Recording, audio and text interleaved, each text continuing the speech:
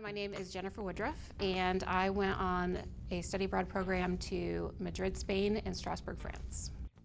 My name is Isaac Burgos. I'm doing the dual degree program in finance and economics. My name is Annabelle Burnaby, and I'm doing my MS in International Business and Cross-Cultural Studies.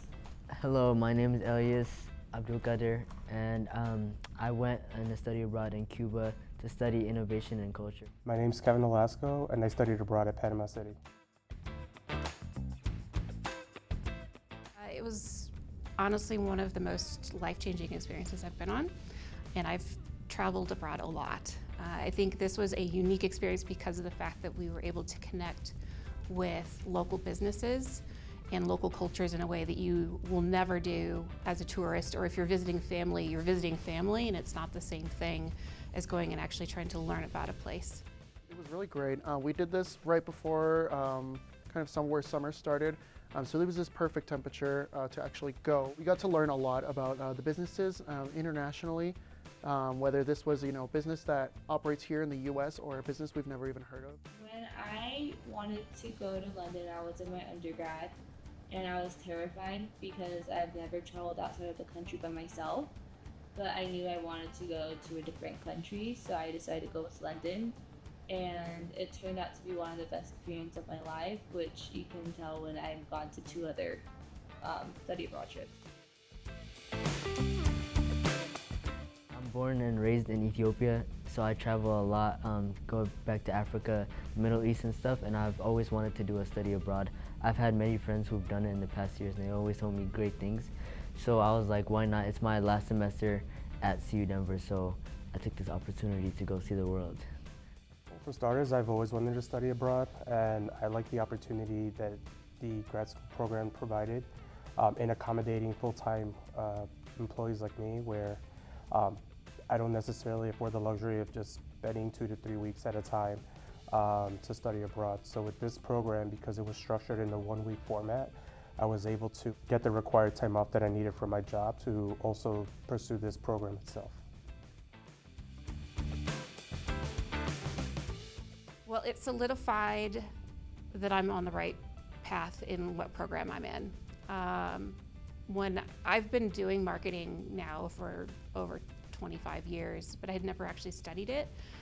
But I knew that I wanted to find out what gaps there were in my knowledge, and so that was part of the reason why I decided to get my MS in marketing. But I knew I didn't just want to have it be the generic marketing. I wanted to learn something new.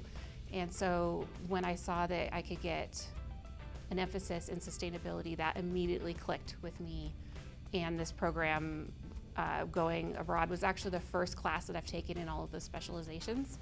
And right there just confirmed absolutely this was the right track for me. It really got me to open my mind to weigh how, just how businesses operate, because I've never been in the business world before since I'm still in my degree, but also just how different cultures operate.